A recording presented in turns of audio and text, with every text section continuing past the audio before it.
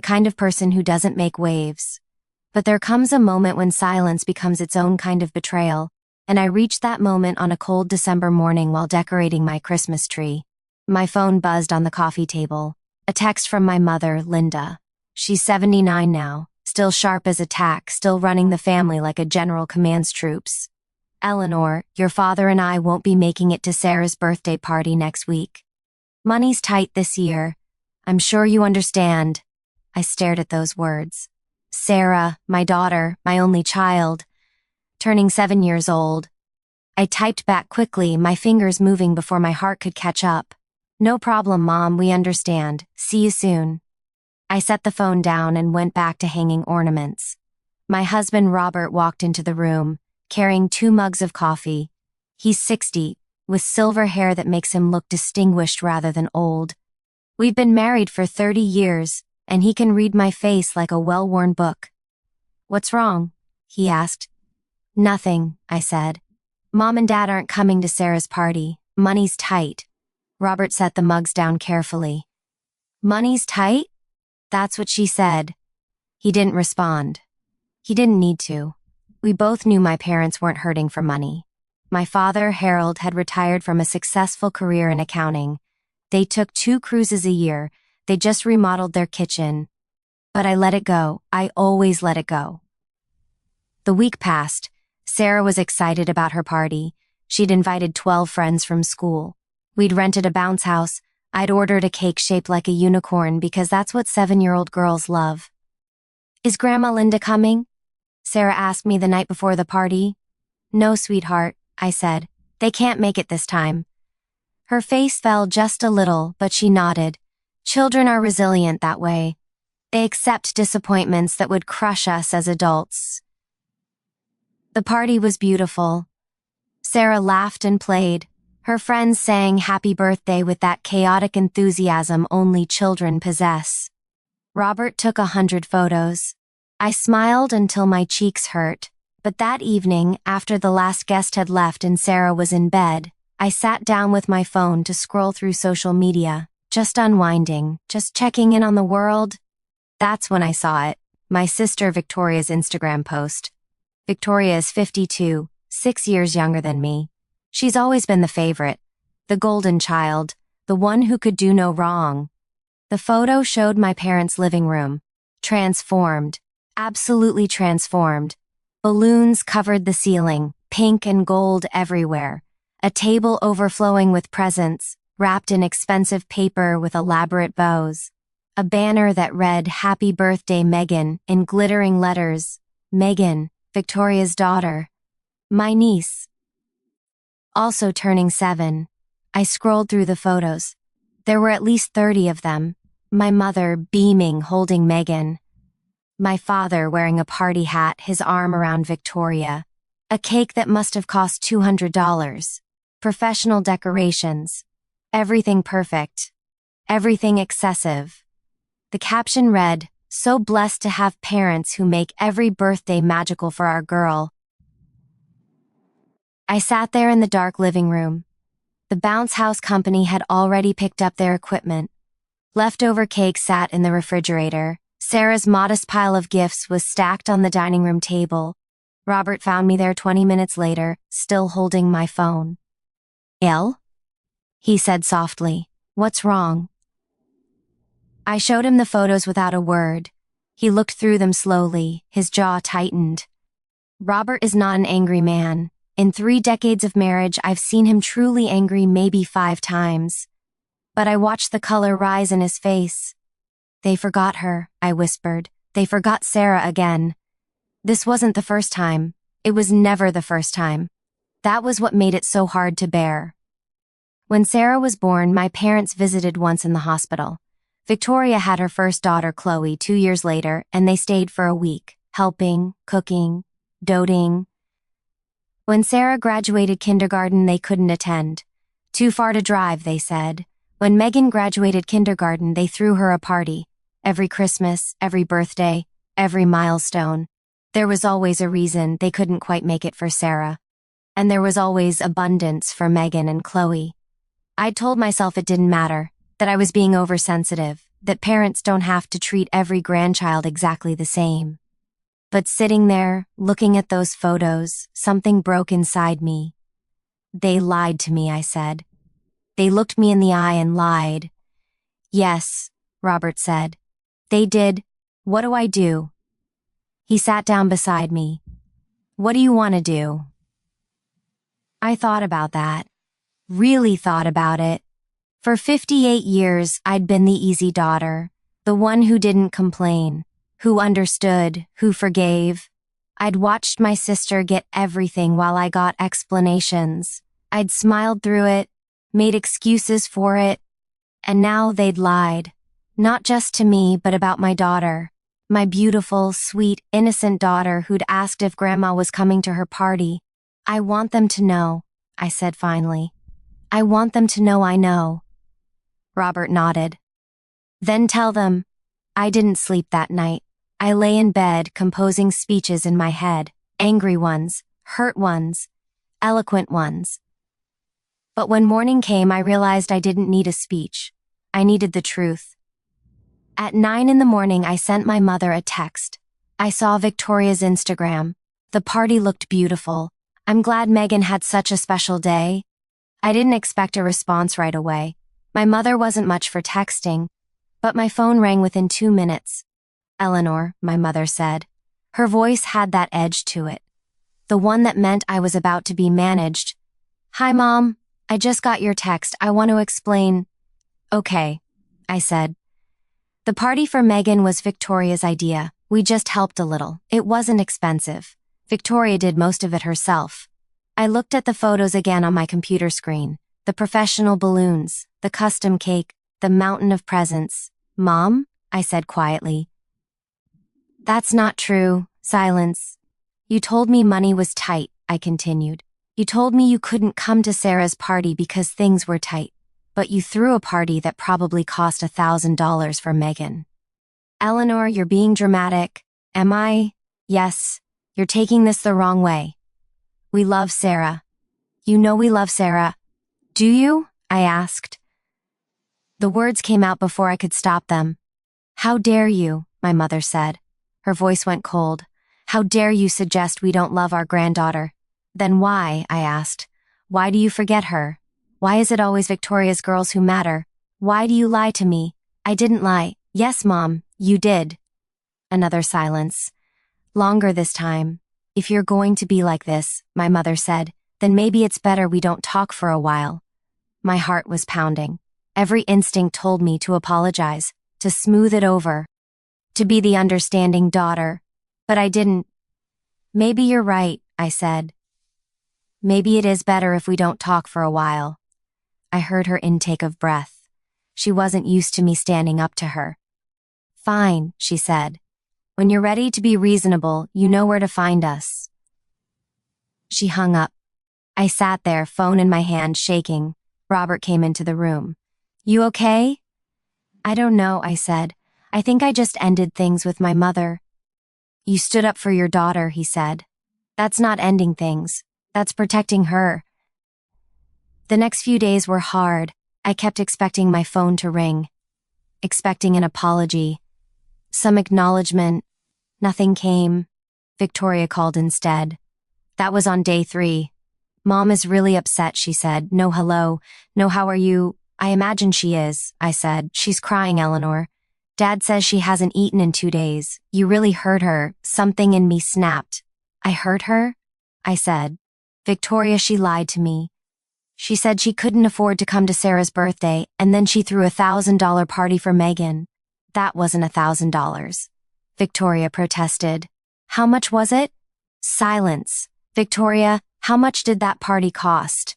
I don't see how that's relevant. It's relevant because Mom told me she was too broke to drive 30 miles to see her granddaughter. But she wasn't too broke to throw a party. She just didn't want to come. That's not fair, Victoria said. You're making this about favoritism and it's not. Then what is it about? You're jealous, Victoria said. You've always been jealous of me.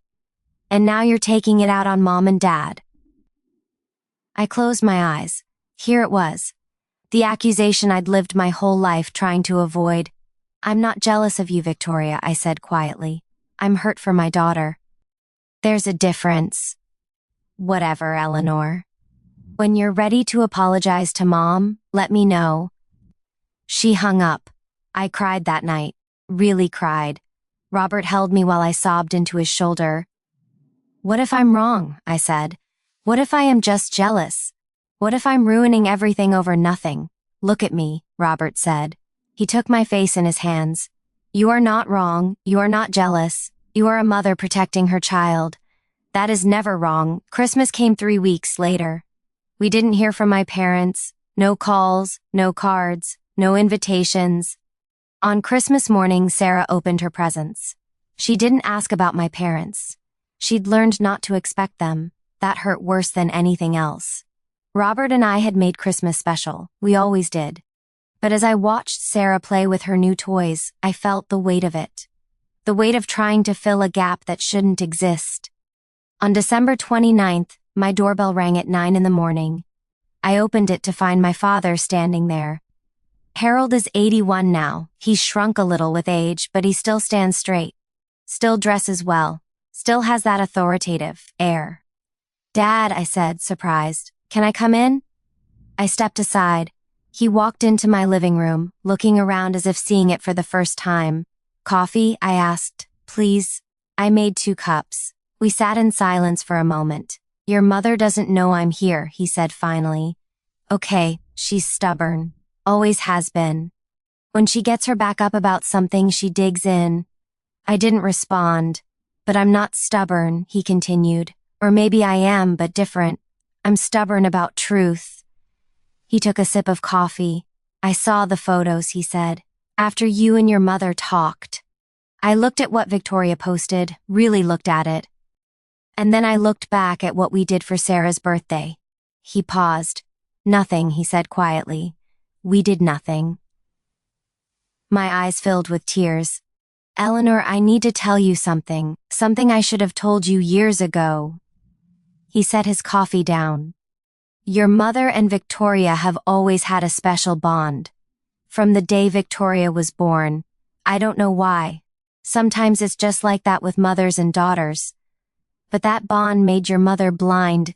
Blind to what? I asked. To you, he said. To how hard you've tried. To how good you've been. To how much you've given without ever asking for anything back. A tear rolled down my cheek, and I let it happen, he said. I saw it happening, and I told myself it wasn't my place to interfere. That mothers and daughters work these things out. But I was wrong. I should have stood up for you. I should have made sure Sarah was treated the same as her cousins. Dad, I whispered. I'm sorry, he said, his voice cracked. I'm so sorry, Eleanor. You deserved better. Sarah deserves better. I couldn't speak. I just cried. He stood up and held out his arms. I went to him and he hugged me the way he used to when I was small. I'm going to make this right, he said. I don't know how yet, but I will. Over the next few months, things changed slowly. My father started visiting us every Sunday.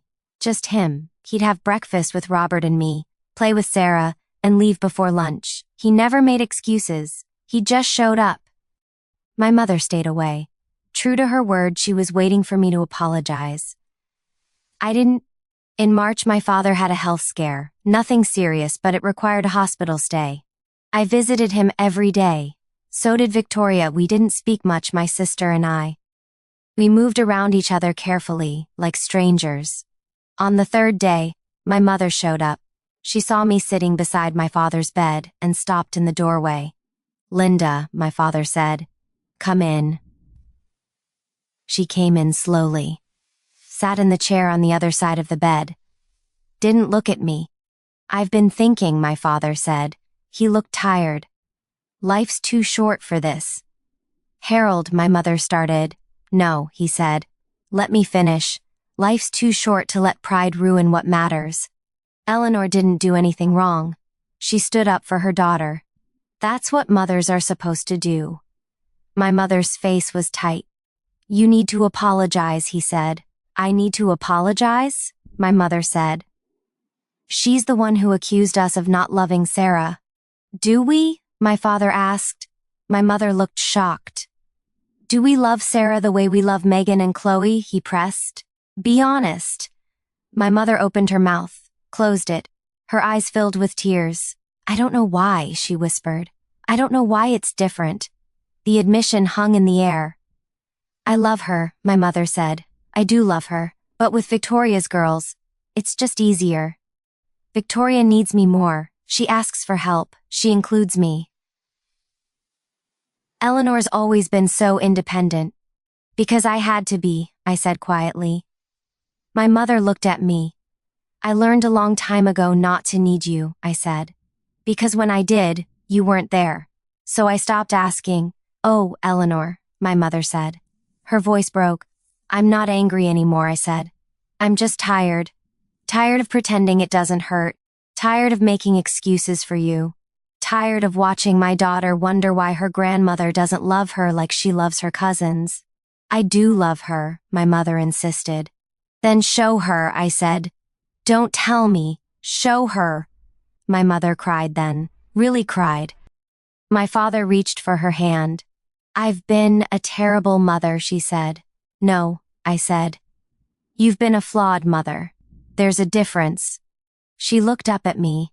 But if you want to fix this, I said, if you really want to be in Sarah's life, then it has to change, really change, not promises, action. How? She asked. Start showing up, I said. Not just for the big things, for the small things, the school plays, the soccer games, the random Tuesday afternoons. That's where love lives. My mother nodded. It didn't fix everything overnight. Relationships this damaged don't heal with a conversation. But it was a beginning. My mother started calling Sarah once a week. Just to talk. She came to Sarah's soccer games. She remembered her half-birthday. She started treating her the way she'd always treated Megan and Chloe. It wasn't perfect. There were still moments where the old patterns emerged. But when they did, my father would step in. He'd become the guardian of fairness in a way he never had before. And I stopped being silent. When something hurt, I said so. Kindly, but clearly. I'd learned that love without honesty isn't really love at all. Sarah is 10 now. She has a real relationship with her grandparents. Not the relationship I have with Victoria's daughters, but a real one nonetheless. My mother and I will never be close the way she and Victoria are. I've made peace with that. Some relationships have limits, and that's okay. But we're honest now. And there's something beautiful in that. Last week, on Sarah's 10th birthday, my parents drove up early to help set up. My mother brought cupcakes she'd made herself. My father hung streamers. When Sarah blew out her candles, both my parents were there, singing with everyone else. Afterward, my mother pulled me aside. Thank you, she said. For what? For not giving up on us. For giving me a chance to do better. I hugged her. Thank you for taking it. As I watched my daughter laugh with her grandparents, I thought about that December morning 3 years ago. The morning I decided to stop being silent. It had cost me something. Peace, comfort, the easy path. But it had gained me something more valuable. Truth. Dignity. A daughter who knows her mother will always stand up for her. Sometimes kindness isn't about keeping the peace. Sometimes it's about having the courage to break it. To say the hard things. To demand better. Not because you're angry, not because you're petty. But because love, real love, deserves more than silence. And if you found something in this story that touched your heart, please take a moment to like this video, share it with someone who might need to hear it, and subscribe to our channel for more stories about real life, real struggles, and real hope. Leave a comment below and tell us about a time you had to stand up for someone you love. Your story matters, and sharing it might help someone else find their courage too.